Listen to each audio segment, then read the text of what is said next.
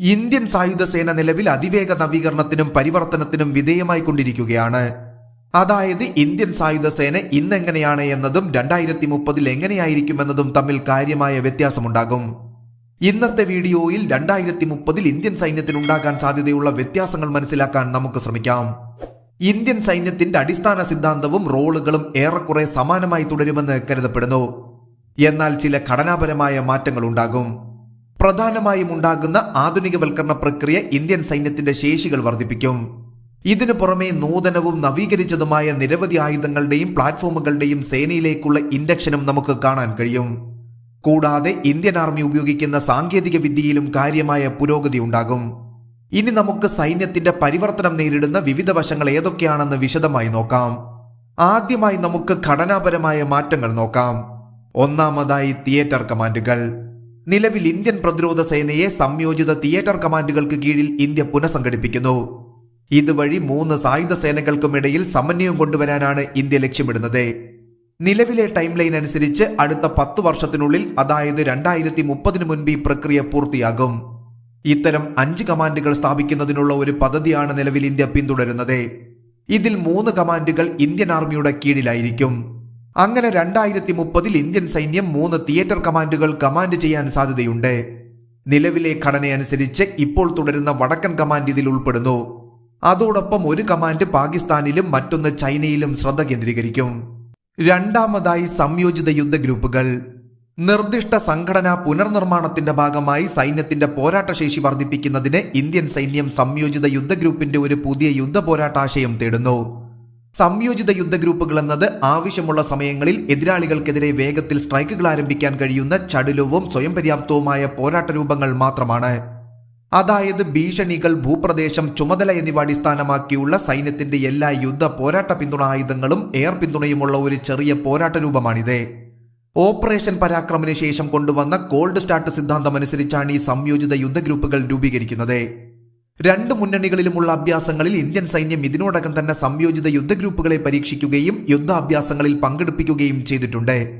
2022 തുടക്കത്തിൽ നിലവിലുള്ള രൂപീകരണങ്ങളിൽ നിന്നും മാറി സംയോജിത യുദ്ധ ഗ്രൂപ്പുകൾ പ്രവർത്തനക്ഷമമാകുമെന്ന് കരുതപ്പെടുന്നു. അടുത്തതായി 2030 ഇന്ത്യൻ സൈന്യത്തിന്റെ വിവിധ ആയുധങ്ങളുടെ ഘടനയിൽ ഉണ്ടാകുന്ന മാറ്റങ്ങൾ നമുക്കൊന്ന് നോക്കാം. ഒന്നാമതായി കാലാൾപ്പട. ഇന്ത്യൻ സൈന്യത്തിന്റെ കാലാൾപ്പട നവീകരണ പദ്ധതി പ്രകാരം 2030 മുൻപ് സൈന്യത്തിൽ കാര്യമായ പുരോഗതി ഉണ്ടാകും. ഇതിന്റെ ഭാഗമായി ഏകദേശം 7 ലക്ഷം AK-203 റൈഫിളുകളുടെ ഓർഡർ അടുത്ത 7 വർഷത്തിനുള്ളിൽ പൂർത്തിയാക്കാൻ സാധ്യതയുണ്ട്. അങ്ങനെ 2030 വരെ ഇൻസാസിന് പകരം AK-203 റൈഫിളുകൾ ഉപയോഗിക്കപ്പെടും. അതേസമയം കാർബൈൻ വിഭാഗത്തിൽ UAE-യുമായുള്ള കരാർ ഇന്ത്യൻ സൈന്യം നിലവിൽ റദ്ദാക്കിയിരിക്കുന്നു. ഇന്ത്യയുടെ ASMI joint venture protective carbine എന്നിവയ്ക്കും സൈന്യത്തിൽ ഒരു നല്ല അവസരമുണ്ടാകും. ചെറിയ ആയുധങ്ങൾക്ക് പുറമെ ഇന്ത്യൻ സൈന്യം എക്സോസ്കെലിറ്റൻ പോലെയുള്ള ആധുനിക സാങ്കേതിക വിദ്യകളും ഉൾപ്പെടുത്തും. ഇവ കൂടാതെ കൂടുതൽ നൂതനമായ അക്സസറികളും സംരക്ഷണ ഉപകരണങ്ങളും സൈന്യത്തിലേക്ക് എത്തിച്ചേരും. തദ്ദേശീയ ബുള്ളറ്റ് പ്രൂഫ് ജാക്കറ്റുകളും നൈറ്റ് വിഷൻ ഉപകരണങ്ങളും പോലെയുള്ള അക്സസറികളും ഇതിൽ ഉൾപ്പെടുന്നു. അങ്ങനെ 2030 ഇന്ത്യയുടെ ഭാവി സൈനിക ആശയം യാഥാർത്ഥ്യമാകുന്നത് നമുക്ക് കാണാൻ കഴിയും. രണ്ടാമതായി കവചിത സേനകൾ. ഇന്ത്യൻ സൈന്യത്തിന്റെ ടാങ്കുകളുടെ ഘടന മിക്കവാറും അതേപടി നിലനിർത്തുമെന്ന് കരുതപ്പെടുന്നു. അതായത് T-72, T-90 എന്നിവ കവചിത സേനയുടെ നട്ടെല്ലായി തന്നെ തുടരും. എന്നാൽ അർജുൻ മെയിൻ ബാറ്റിൽ ടാങ്ക് വലിയ അളവിൽ സംഭരിക്കില്ല എന്ന് കരുതപ്പെടുന്നു. സമീപകാലത്ത് നൽകിയ 118 ടാങ്കുകളുടെ ഓർഡർ അവസാനത്തേതായിരിക്കുമെന്നും പറയപ്പെടുന്നു. ഈ ടാങ്കിൽ പ്രശ്നമുണ്ടായിരുന്നുവെങ്കിലും അത് പരിഹരിച്ചതിന് ശേഷവും അവയെ വളരെ ചെറിയ സംഖ്യയിൽ ഓർഡർ ചെയ്യുന്നത് തദ്ദേശീയ പരിശ്രമങ്ങൾക്കൊരു നല്ല സൂചനയല്ല. 2030 മുതൽ T-72 ടാങ്കുകൾ വിരമിക്കാൻ തുടങ്ങും. ഇവയ്ക്ക് പകരമായി 2030 മുതൽ ഫ്യൂച്ചർ റെഡി കോമ്പാറ്റ് വെഹിക്കിളുകൾ ഉൾപ്പെടുത്താനാണ് സൈന്യം ശ്രമിച്ചു പോരുന്നത്.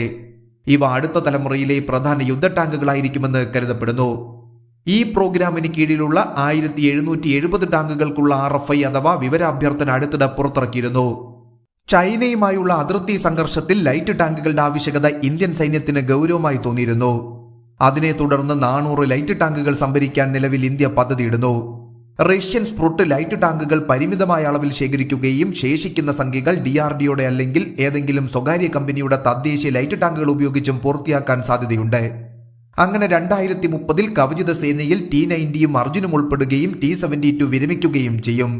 ഈ സമയത്ത് സൈന്യം FRCVകളുടെ ഇൻഡക്ഷൻ ആരംഭിക്കുകയും ഗണ്യമായ അളവിൽ ലൈറ്റ് ടാങ്കുകളെ പ്രവർത്തിപ്പിക്കുകയും ചെയ്യും.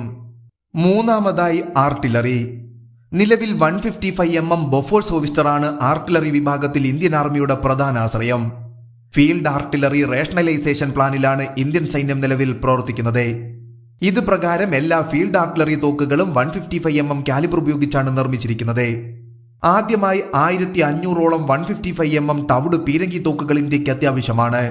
ഇതിനായി സൈന്യം 400 ഇസ്രായേലി ആത്തോസും ബാക്കി 1100 യൂണിറ്റ് തദ്ദേശീയ ATAGS വാങ്ങാൻ സാധ്യതയുണ്ട്. ട്രാക്ക്ഡ് ഗൺ കാറ്റഗറിയിൽ ഇന്ത്യ ഇതിനോടകം തന്നെ K9 വജ്ര ഉൾപ്പെടുത്തി പോരുന്നു. കൂടാതെ വീൽഡ് സെൽഫ് പ്രൊപ്പൽഡ് ഗൺ കാറ്റഗറിയിലും ട്രക്ക് മൗണ്ടഡ് കാറ്റഗറിയിലും ഒന്നിലധികം വിദേശ തദ്ദേശീയ ഓപ്ഷനുകളുണ്ട്. ഇതിനു പുറമെ അൾട്രാ ലൈറ്റ് ഹോവിസ്റ്റർ വിഭാഗത്തിൽ ഇന്ത്യൻ ആർമി അമേരിക്കൻ M777 ULH-നെ തിരഞ്ഞെടുക്കുന്നു.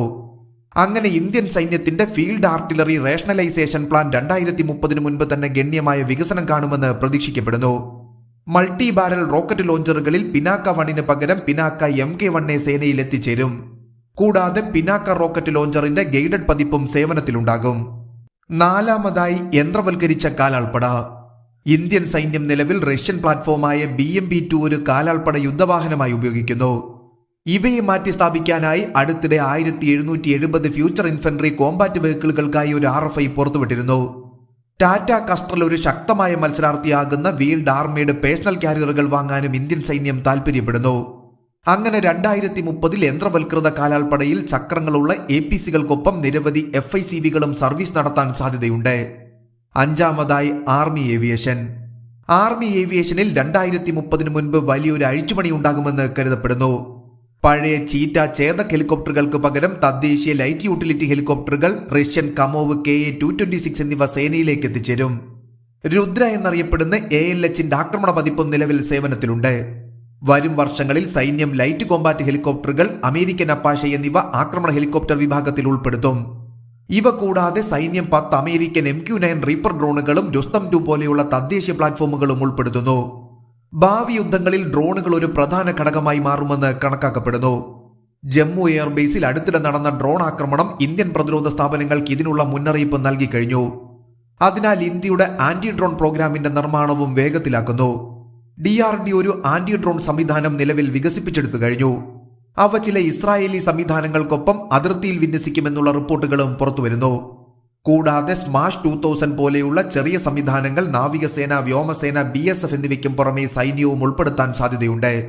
അങ്ങനെ 2030 ഇന്ത്യൻ സൈന്യം തങ്ങളുടെ ആസ്ഥാനങ്ങളിലും അതിർത്തി പ്രദേശങ്ങളിലും ശക്തമായ ഡ്രോൺ വിരുദ്ധ സംവിധാനം സ്ഥാപിക്കും. അതോടൊപ്പം ഇന്ത്യൻ സൈന്യത്തിന്റെ ഹെലികോപ്റ്റർ ഫ്ലീറ്റുകൾ 2030 വേണ്ടത്ര സജ്ജീകരിക്കുകയും നവീകരിക്കുകയും ചെയ്യും. ആറാമതായി മിസൈലുകൾ. ഇന്ത്യൻ സൈന്യം നിലവിൽ ബ്രഹ്മോസ്, പൃഥ്വി തുടങ്ങിയ മിസൈലുകൾ പ്രവർത്തിപ്പിക്കുന്നു. കൂടാതെ സ്ട്രാറ്റജിക് ഫോഴ്സ് കമാൻഡുകൾ, അഗ്നി സീരീസ് പോലെയുള്ള നൂതന മിസൈലുകളും പ്രവർത്തിപ്പിക്കുന്നു. 2030 ഇന്ത്യൻ സൈന്യത്തിന്റെ മിസൈൽ ആയുധ ശേഖരണത്തിന് നിരവധി പുതിയ പ്ലാറ്റ്ഫോമുകൾ ഉണ്ടാകും. ഇതിന്റെ ഭാഗമായി BrahMos NG, Nirbhay subsonic cruise missile, പുതിയ ഹൈപ്പർസോണിക് മിസൈൽ എന്നിവയും ഉൾപ്പെടുത്തുമെന്ന് കരുതപ്പെടുന്നു. ഏഴാമതായി നോൺ കോമ്പാറ്റ് സപ്പോർട്ട് ആയുധങ്ങളും കോമ്പാറ്റ് സപ്പോർട്ട് ആയുധങ്ങളും. സിഗ്നലുകൾ, എഞ്ചിനീയർമാർ, ഇന്റലിജൻസ്, ഓർഡൻസ് തുടങ്ങിയവ ഇതിൽ ഉൾപ്പെടുന്നു. ഈ ശാഖകൾ സാങ്കേതിക വിദ്യയിൽ കാര്യമായ നവീകരണത്തിന് സാക്ഷ്യം വഹിക്കും. അതായത് 5G, artificial intelligence, internet of things തുടങ്ങിയ പുതിയ സാങ്കേതിക വിദ്യകൾ ഇന്ത്യൻ സൈന്യത്തിന് മികച്ച കഴിവുകൾ നൽകും. ഇതിനു പുറമെ ബഹിരാകാശ ശേഷിയിലെ വർധനവ് മികച്ച ഉപഗ്രഹ നിരീക്ഷണം ഉറപ്പാക്കുന്നു. അതിനാൽ ഈ മേഖലയിൽ ഇന്ത്യൻ സൈന്യം ISROയുമായി സഹകരിച്ച് പ്രവർത്തിക്കും. എട്ടാമതായി സൈബർ യുദ്ധം. വരാനിരിക്കുന്ന കാലങ്ങളിൽ പരമ്പരാഗത യുദ്ധങ്ങളെക്കാൾ കൂടുതൽ ഹൈബ്രിഡ് യുദ്ധങ്ങൾക്ക് ലോകം സാക്ഷ്യം വഹിക്കുമെന്ന് വിശ്വസിക്കപ്പെടുന്നു. അതിനാൽ ഇന്ത്യക്കും ശക്തമായ സൈബർ യുദ്ധശേഷി അത്യാവശ്യമാണ്.